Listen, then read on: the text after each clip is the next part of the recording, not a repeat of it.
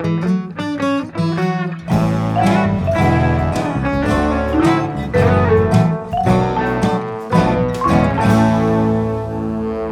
everyone, and welcome to another episode of Keep It Fictional, the book lovers podcast from the Port Moody Public Library. Now, I am very excited about our topic today. Now, even though it's just me and Virginia, this is a topic that I have represented with many of my picks over the years. But it is finally time for a week that is dedicated just to this topic. And that is, of course, young adult or YA books. If you have listened to the podcast before, probably you wouldn't even have to listen to that many episodes. You would know that I love YA books, and I'm a huge pusher of YA books being read by adults and teens alike. So I hope that maybe after today, we will inspire you to go and pick up a YA book and at least give it a try. Now, before we get into the books, I'm curious, Virginia, are you a YA reader? Do you gravitate towards YA books, or do you need a little extra push, such as a podcast episode, to encourage you to head over to the teen shelves? I think I used to read more of it as a children's librarian, so like that was kind of like a lot of reading in YA, I think, and that was sort of more, um, when YA became a thing, like because there really wasn't. It's not like a very. I would say it's a it's not a genre. It's a group of books, I guess. That's like hasn't been around for that much, I think. Clear, like so it's nice to see that it's expanded, like and really exploded. And that is not just teens are reading it. It's like everyone, and that's great. So I think I read it like sort of more before, and I think now just because of my reading taste, when I was doing more like horror and fantasy, I was reading a lot more YA, and I think I have not read as much just because, like we talked about before, like I'm trying to read more books in translation and there's not as many in YA, for example. And then like so it's a little bit less, I think. But like I always excited when and as in many other genres, when you discover the books that are a little different from what like because and I think for like why I don't know, Sadie, you probably would have more better opinions on this, but I feel like it's even more subjected to trends than many other genres. I mean, some other genres are like that too. So it's like if it's not your trend, then it makes it really hard to get into it because like it feels like every single book is kind of like trying to be that one thing. So yeah, so I would say like right now, maybe not as much. I did recently, the latest book that I bought is the sequel to Iron Widow, which is by Siren J. Chow. So I'm looking forward to reading that. But yeah, like I would say probably not as much as before. So That is totally fair. I believe that you have been a YA lover in the past, Virginia, and you will be a YA lover again. Maybe lover is a strong word, but we'll get you back there. We'll get you back there. As people know, I definitely do not need an extra push to read YA. I naturally gravitate towards it. I think that since working at this library, I have kind of had the opposite with Virginia, where I've actually started reading more adult books, which is not what I used to read. I used to read almost exclusively YA. And so this job has helped push me out of the YA section just a little bit to try some other areas. can I ask then, like, what would you say is like, are there anything like that are very distinctly YA that you will think like this is what kind of not necessarily define a YA book? Because I think YA is such a like, it's not a genre, right? Because it's like there's like so many different varieties in it. But would you say there's something specific that when you're reading that versus reading an adult book, like what would you say is something? Oh, this light. Um, what would you say? We don't move enough. I guess I'll just have to move our hands more. Yeah. Like what would you say? Like, do you have like any kind of like things that you would say this is like a YA book? Like, what would you say make a very successful YA versus like, an adult? Because I think sometimes people feel like when there's like a narrator, for example, in a book that is like a child or a teen, and people think it's a teen book, which is not true at all. So, like, what would you say are some of the things that, draw you towards YA? Yeah, so I mean, I definitely read a lot of like YA fantasy.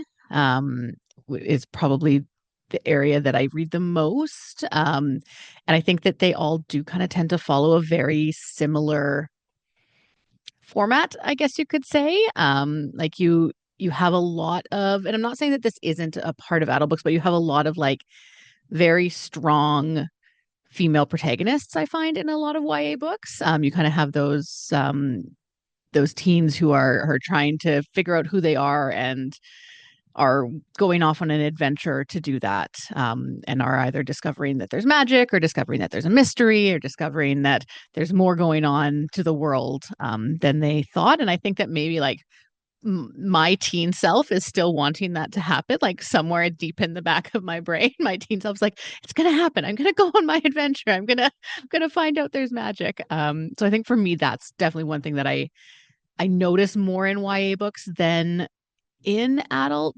books. Like there's much more of kind of that starting in one place, going off on an adventure, learning that there's more to the world. I find, I mean, again, it's not obviously across all the whole genre and the whole um, age kind of range, but with adult books, there's a bit less of that. There's a little bit less of like I'm in an established place. I'm gonna something like maybe happens to me in this place, but with the YA, they often leave. They often go and they kind of see what's going on, and they get that chance to adventure. It's sort of, I think for me, that's what pulls me in a little bit. Yeah, Sort of more that discovery, right? Like you said, just yeah. like that there's still kind of seeing there's still a lot of more possibilities in some way, I guess, out there. Yeah. Okay, cool. They're less jaded with Let's cheat life, those than like an adult. That like me. is Where I'm trying to relive my non-jaded existence. All right. Well, we're going to start with you, Virginia. What YA book did you bring for us today, and does it kind of follow those themes and trends that we talked about? well, I actually started this YA book as an audiobook. And I never finished it. But it was so good that I bought the print version. And I find, I don't know, at least for me, once you buy a book when there's no deadline, there's no due date, then it sort of sit on my shelf for a little bit. So yeah, I was glad that I was able to finish it for today. And I think it's a great pick, which is, speaking of someone who has kind of maybe gone a little bit away, got a little bit away from the genre, from the group. What is it? It's not genre. What am I we calling this? A category, or I don't know. Category? I think category is Category, good. okay, which is someone has gone away from the category of the books.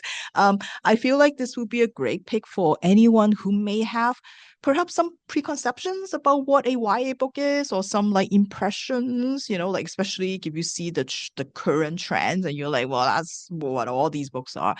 I think this would be a book that will surprise you. This will be a book that will defy your expectations because of the incredible depth in this book that I think will really appeal to adult readers also. Of course, provided that you like strange books. So, this is a story that focuses on four teenagers, and each of them is carrying something in their heart that they don't know how to talk about, they don't know what to do with. It could be a traumatic event in the past. It could be an ongoing crisis. It could be an identity that they have that somehow they don't know how to change. They don't know how to shed. And I would say probably Stancy would be the main protagonist. She kind of drives most of the action in the book. She wears a lab coat. She's obsessed with biology. Her expertise is in dissecting frogs. And she believes that there are actually two Stancies in her, and she's going to split into two one day. Every night she comes home, there will be a note from her parents saying that they have gone to bed, dinner is in the freezer, and don't forget to turn out the light. And she'll take the note and she'll put it in a drawer that is already filled with hundreds of the same notes with the same phrases. Doesn't understand why her parents just not reuse the notes. Also, that they're not asleep, they're not home, they're at the bar. Stancy thinks that there's an organ in the human body that no one has discovered yet, and that she's going to be the one to find it. And this organ is going to help. It's going to do something to help her with the scar that is on her thigh. Her friend Lansdale is a compulsive liar, a bit of a cross between Pinocchio and Rapunzel. Instead of her nose growing when she tells a lie, her hair grows. And there have been lots of words that people have used to describe Lansdale. And sometimes even Stancy and the others are not really sure what to think of her either. Are not really sure if they should trust her. Then there's China, her best friend. China has swallowed herself. She's turned inside out. Some days she's a stomach with legs. Some days she is a kidney, a walking kidney. China doesn't know how to be right side out anymore. China writes poems. She writes poems to try to help herself and maybe us try to identify signs about what is real and how to tell when something is real. China has something that she has never talked to anybody about, but yet everybody knows it because there are photos on Facebook, because everyone has seen it. Everybody has heard the story, even though she has never talked about it. And China wants someone to ask her about it. She wants her best friend Stancy to say something, but Stancy doesn't know how to, so she pretends she doesn't know about it. Then there is Gustav.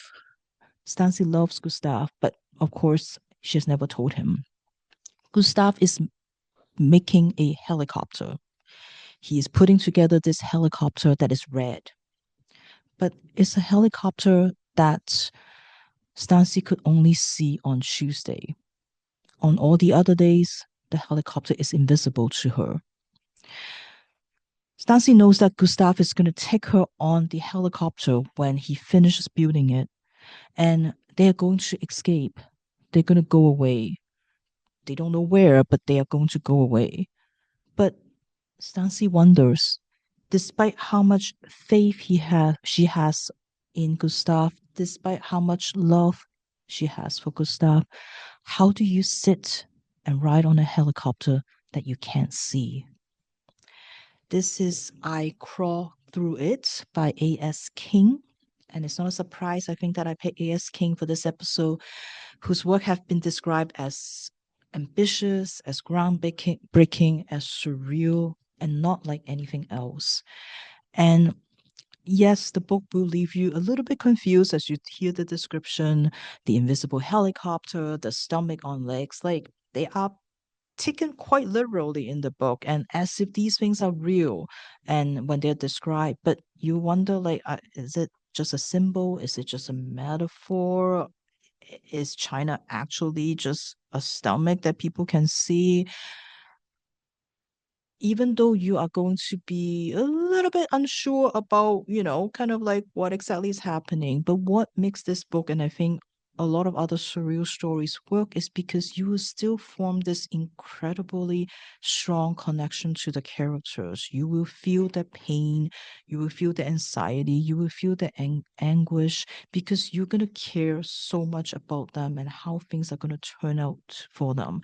And what A.S. King manage to do is to really speak to both your mind and your heart. You'll be very intrigued by the stories.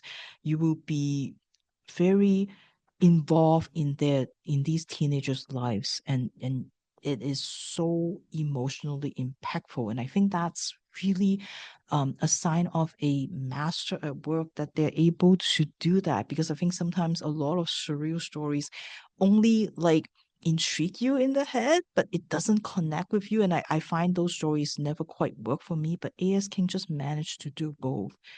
And these teens have no support. they don't have adults in their lives that see them. Stancy's parents, for example, takes her on vacation, but the only vacation that she goes to, the places are all where there are some sort of school shootings that have happened. And that's what her mom would want to go there and cry about it. But yet they don't see their daughter, which who's right in front of them, suffering from something that has happened in their past that they have never managed to deal with. The teens don't know how to cope because they've never been shown, they have never been cared for. And even though they're friends with one another, they have not yet learned how to support one another because they don't know how to deal with it themselves.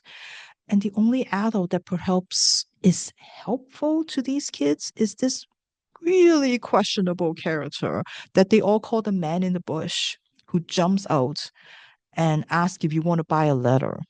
It's these beautifully crafted letter that he uses different kind of materials to make. But it's described as these are the letters that you get if you exchange them with a kiss. So sometimes she just grab you into the bush. Like it's quite unsettling, and I'm not really sure who this and what this man in the bush symbolize.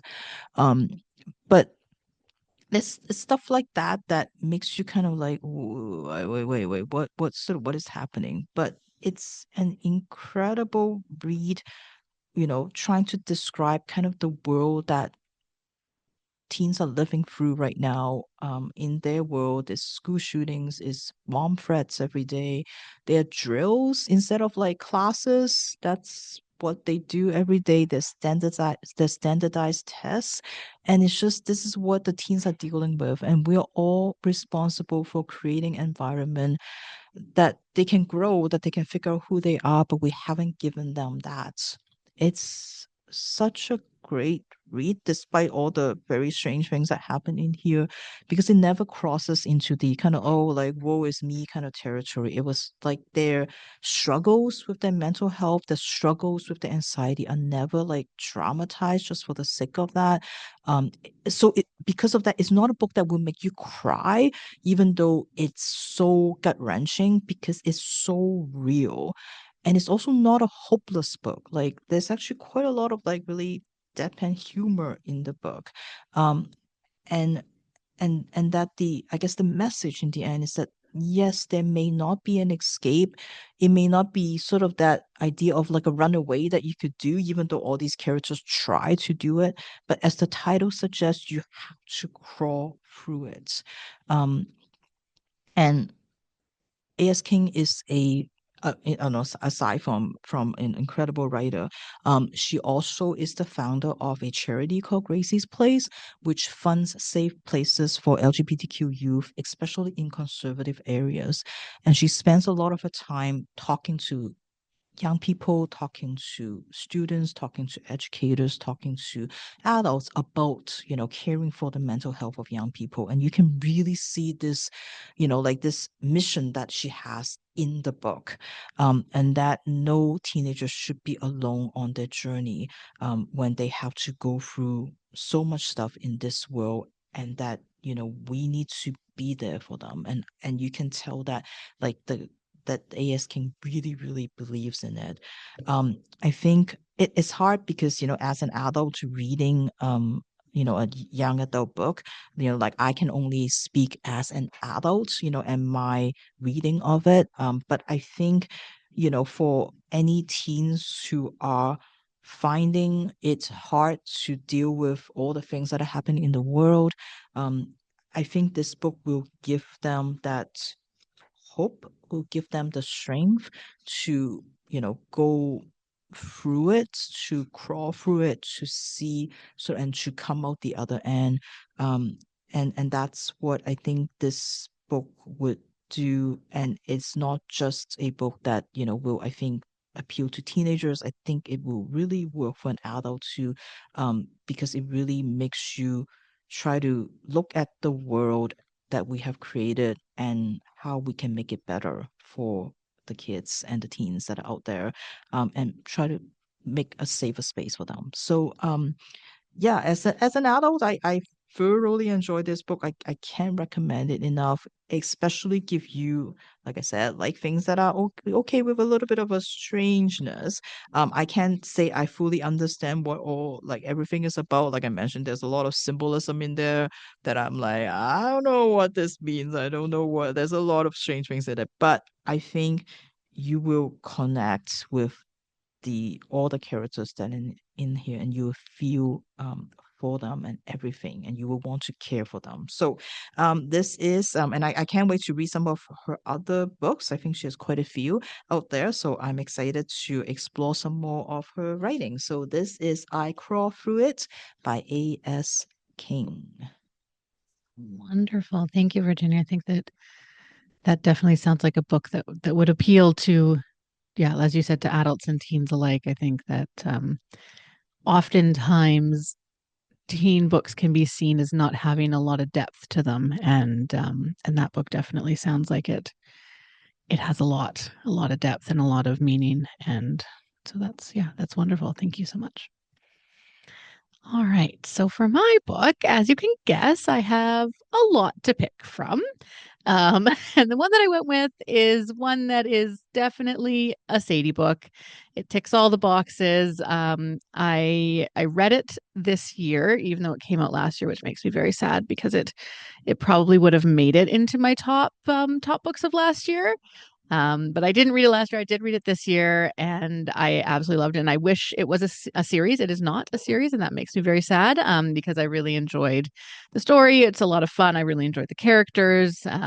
There's mystery. There's other things going on that I really really like. So I'll tell you more about it. But that's sort of what drew me into this book, and I am sad that I can't read more of these characters. So this is The Lies We Conjure by Sarah Henning, and it takes place in Colorado. Now, everyone in Grand Lake, Colorado has heard of Hegemony Manor and the extremely wealthy family who has lived there for generations. Everybody knows about the three cousins, Auden, Evander, and Winter, whose parents all died mysteriously close to a decade earlier, and who have been living with their grandmother, Ursula Hegemony, in the manor ever since, when they're not off at boarding school. The mystery of what exactly happened to the cousins' parents is one that everyone in town has wondered about at one time or another. Everyone, including sisters Ruby and Wren Jourdain. However, with college funds and horrible summer jobs on their mind, currently, Hegemony Manor is the last thing that they're thinking about. They just have to get through the summer, working the local Renaissance festival, putting on bad English accents as they sell falafel to tourists. They can add their meager earnings to their college funds and maybe, just maybe, be able to get out of this town. Now, Ruby has resigned herself to this horrible fate. Unlike her younger sister Wren, whose accent is flawless due to her love of all things to do with acting and the stage, Ruby's is much less polished. And her commitment to the Renaissance role, or playing any role really, leaves much to be desired. But then someone walks through the doors of the ye old falafel shop that will change Ruby and Wren's lives forever. Very unlikely person. A woman with deep dark eyes and silver hair who looks like she could be 60 or 100. After confirming that Ruby and Wren are in fact sisters, she offers them a job. One night, they will accompany the woman to a dinner party posing as her two granddaughters, Lavinia and Kessia, who are currently in England. Though why they can't just come back themselves, the woman doesn't say. She'll pay them each $1,000 now and $1,000 after the night is done. No one at the party must know that they are not this woman's flesh and blood. Oh, and the dinner party will be held at Hegemony Manor. Seems simple enough, and for $2,000, Ruby and Wren are willing to deal with slightly more than simple, too. So they agree. They read the information that the woman who introduces herself as Marcius Blackgate gives them on her granddaughters, as well as the general information on the other guests who will be attending. Among them, the three Hegemony cousins. They don black as instructed, Ruby secretly hoping she can return the dress after the night is over. They even put on the strange rabbit's foot charms that Marcius gives them. The specifics seem a bit odd, but how bad can one dinner party at a mansion be? At least the food should be good, right? Well, when the three arrive at the dinner party, and Ruby is led to the table by none other than Auden Hegemony, it starts to become clear that the other guests know Lavinia and Kessia Blackgate much better than Ruby and Wren were led to believe, or at least they used to. There's clearly some history, one that seems not altogether good. However, before Ruby can worry about what may have happened in Auden and Lavinia's past, something even more shocking happens. Ursula Hegemony, matriarch of the Hegemony family and hostess for the evening, falls down dead, her body screaming murder. Literally. Before Ruby and Wren's shocked faces, the spirit of Ursula Hegemony appears, claiming that she has been murdered and that no one is allowed to leave the manor until the murderer has been found. In terror and confusion, Ruby looks around for the woman who brought them there because no one else of the 10 guests around the table look the least bit confused about what has just happened. It's then that Ruby, Wren, and the rest of the guests realize that Marcius Blackgate is gone. No one knows where she is gone. She shouldn't have been able to leave. The spell put on the manor with Ursula's passing should have made sure of that. However, she is nowhere to be found. And with her disappearance comes the accusations. Accusations not just towards Marcius, but her two granddaughters as well. If Marcius is gone, then it's pretty clear that she is the one who killed Ursula. And if she killed Ursula, then it's pretty likely that Kessia and Lavinia were also involved. The Blackgates have been holding a grudge ever since Ursula had Marcius' son killed. And not just the Blackgates, but the other two families have all been vying for more power. Power that the Hegemonies hold as the head of the 4 magical clans in the United States. Magic? Clans? Spells?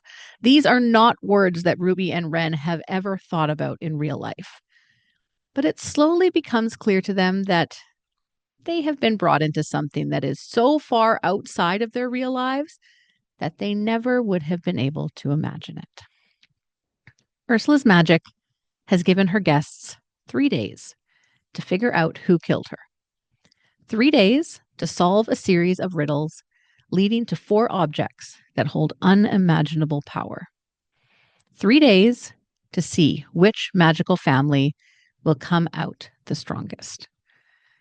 There is clearly a battle going on that has been brewing for decades. A battle, clearly, to the death that Ruby and Wren are now trapped inside. As outsiders, mortals, imposters. They are in way over their heads. And Ruby is starting to realize that $2,000 is not worth being magically trapped in a mansion with a bunch of angry and murderous witches.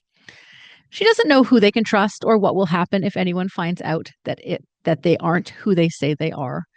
So to save her sister and herself, Ruby must play along, must pretend to be a death magic wielding witch, must trust people who she's only known a few hours, and pray that her and Wren will make it out alive. So as I said, I'm very sad I did not read this book last year because I loved this book. It has all of the things that I love. It is a Sadie book through and through. It has mystery and magic and a hint of romance, though I was happy to say that most of the romance was just like a few adrenaline-fueled tense romantic moments, not pull focus from the fact that they're trying to find a murderer and trying to save their lives. The book is told from both Ruby's and Auden's perspective. And so you get to see both of them trying to figure things out at the same time and both of them knowing very, very, very different things about the families, about themselves, about kind of what's going on. This book has secret upon secret upon secret. Weirdly enough, the dark light actually makes me look better right now. So setting mood lighting. Yeah, so there's secret upon secret upon secret. And just when you think that all the reveals have happened, there are more coming. Now, I will say that the final reveal is just a little bit predictable, maybe. But there are enough other reveals and twists that the book does keep you very engaged and guessing the whole way through. The magic and the kind of the history of the magic in the families is a bit confusing. However, the author does a good job of utilizing the same confusion within her protagonists. And so she's able to use that confusion to provide exposition to her reader. Once Ruby and Ren realize how much they don't know about what's going on, they start to do their own research into the families. And through that, they're able to give the reader a lot of information without the author just kind of having to explain it as well. So this book is said to be a mix between Knives Out and the Inheritance games. I have never read the Inheritance games, but I can definitely see the similarities with Knives Out. So if that is something that you liked, then this may be a good fit for you. If you thought that Knives Out could really just use some more magic, then it would definitely be a good fit for you. If you like mystery and magic and treasure hunts, this would also just be a really great pick. So yeah, if you're looking for something tense and high stakes, maybe not quite as deep as the book that Virginia talked about, something a little bit more on the surface, but something that's a lot of fun and something that will bring you along for the ride the whole way. Then I would definitely recommend The Lies We Conjure by Sarah Henning. All right, Virginia. Before we end our episode today, I have one more question for you. Is there a genre within YA that you refuse to read as a YA book? Are there books that you're like, I might read that as an adult or might not, but I will definitely not touch that as a YA book? Well, it's funny because I think when you were talking earlier, when you were mentioning in your book how like the romance is very like not there. I feel like it was kind of like a common to be like, hey, Virginia, you can read this book because there's like, like the romance is not the focus. They don't, yeah. Um, well, I think it would be the same for whether it's a young adult or a adult. I think romance definitely just not really interested in it. Um, I feel like, and again, I'm speaking from not knowing this, so could this be totally like just my own impressions of it, and it could be totally wrong. But I feel like the teen one will be even more angsty than the like adult kind of room. I don't know, like so I'm just like, yeah, no. So yeah, that and I think I also like when I think back to try to like think back about like when I used to read YA, like I would also avoid historical. Like it's just I'm not. I guess it's kind of like other books. Like it's not really my thing. If it's just a pure historical kind of story, I'm not quite interested in that either. So I would say probably those two. So since you love YA so much, are there any that you would avoid? So yes, actually, strangely enough, I also don't enjoy reading YA romance books. I find that romance books are often not always, but they're often like super high stakes as and put in places like this has to be worked out otherwise like my life is over and like I need to figure this out for my future and we're going to be together forever and I find it I struggle with that with YA books because they're teenagers and not saying that you can't find that connection as a teenager, but there's so much more of your life out there and maybe I'm just looking for the happy ending that I know is going to be a happy ending forever in those kinds of books. And I find I struggle to buy into that more in YA books because I just don't believe that every couple in a YA book is going to have their happy ending forever. So yeah, so I struggle to read YA romance books, and I think you're right. I think they do tend to be a bit more angsty, and yeah, just the vibe of them is not my favorite. So I think I'll probably say just for the most part, just romance ones for the YA. Horror? Pardon? Horror? Would you? Because I know you're not a big horror fan, so See, I think I might do better with YA horror, and I might be wrong that it might be tamed down a little bit from adult horror, which would be better for me. Because you're right, I do not do well with horror books. There's definitely some YA, maybe more thrillers that I've read, not necessarily horror, that I did quite like in the YA genre. And I think yeah, because it's not quite as scary as with the adult stuff. But I feel like maybe I just haven't read like a proper horror YA book before. It's interesting because I find maybe because I'm kind of expecting whether it's a kids or a teen, because I was expecting, oh, well, it's a kid's book, it's a teen book, then it's not like you said, like, it's not dialed up. The horror shouldn't be dialed up. But and because of that, I feel like I find sometimes not less scarier than adult. I find it like this less adult horror that scares me, I find, than a teen or a kids one. Like I find when the teens and the kids one, sometimes they are even, like maybe because like of my expectations going in, like I'm like kind of like, wow, like this is a bit much for like for that audience, but maybe not. But like I find because I find like adult horror is not like it doesn't scare me the way sometimes I think the kids and the teen ones are, and I don't know why. So yeah, like I feel like if one, like I would say teen horror probably among all the different genres within the category, like it will probably be my favorite just because I find them like they can be quite intense. I think so. I don't know. And maybe it's just, yeah, maybe I was expecting more out of an adult horror. Or maybe just because like we're just talking about it, like one of our coworkers and I were talking about like people who cannot write books less than 200 pages. And it's just like, like, do you need 600 page to do this horror thing? I don't think you do.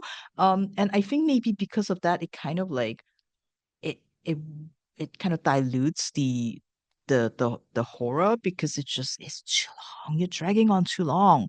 Whereas in the team book, you have to be concise and you could just be like, so it's like it just gets to the point. Whereas I feel like sometimes maybe the other ones just kind of take you on too long of a journey and it's no longer scary. Anyway, I don't know. But like yeah, I find teen horror actually is some of them could be quite scary, just like this lights that refuse to stay on, even though we are alive. I'm pretty sure. Like, I don't understand. Are we Yeah. though, Virginia?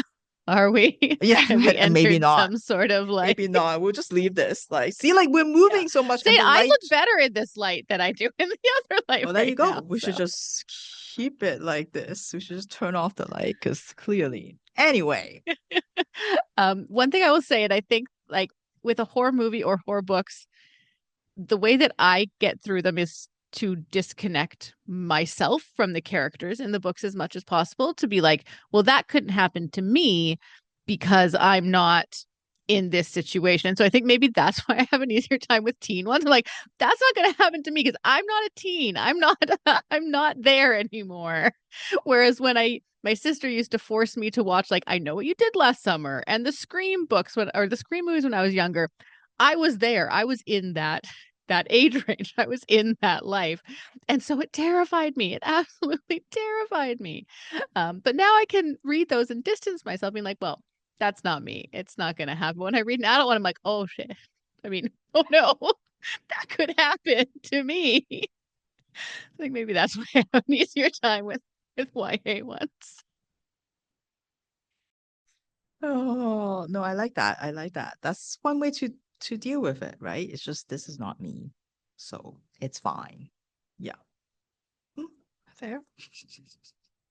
All right. Well, thank you, Virginia, for going along and talking about YA books this week. I'm a little sad that it's just the two of us because I would like to have brought more YA books to our listeners because everybody should read YA. Everybody should try all different ages and stories. Yeah, so I'm going to throw out a few more authors here. Maureen Johnson is one of my favorite ones. Tracy Dion, Lee Bardugo, obviously. This author kind of goes across both lines, but Sarah J. Maas is one of my favorite YA authors as well. what is her name? Elizabeth Wayne, I think, codename Verity author. Yeah, so those are some of my favorites. If you're looking for some YA, they definitely fall more within the fantasy or mystery genres. But if that strikes your fancy, then I encourage that. Virginia, do you have any throwouts before we? Well, I mean, but like you said though, every episode or every other episode, I would say, you will be recommending one. So I feel like why is well represented by you here. To be honest, I can't think of any right off the like I do love Sarah and J. Chow, like I said that earlier. Like, that I think is a and I also like some of the authors are now going, like you said, like they're doing back and forth. Like, like there's a lot of like, oh, this is the first YA novel by this, adult author or the other way around. So yeah, I think one of the ones that I vaguely remember when the Hunger Games thing is a big thing. Like it's called Blood Red Row, and I believe it's Moira Young or somebody. And I find that one was like kind of one of the better ones. And now the Hunger Games is a thing again for some reason. Yeah, like I feel like that was one of my better. I feel like that was one of the better ones. In that group. Yeah,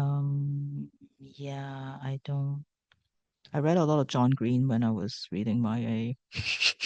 I'm gonna admit that I read John Green. Yeah. Oh, the light came on. um, John Green has brought back our John lights. Green has brought the light back into this. Yeah, because they were like, yeah, yeah. So I think yeah. So, mhm. Excellent. Well, hopefully we've inspired you to pick up a YA book or at least go browse through the YA section of your local library or bookstore and see if anything does strike your fancy because as Virginia said, it is not a genre. There are so many genres within the YA category. And I really do think that there could be something for everyone to at least give a try and see if you enjoy it. So thank you so much, everyone, for listening. And we will see you back next week with another episode of Keep It Fictional. Bye.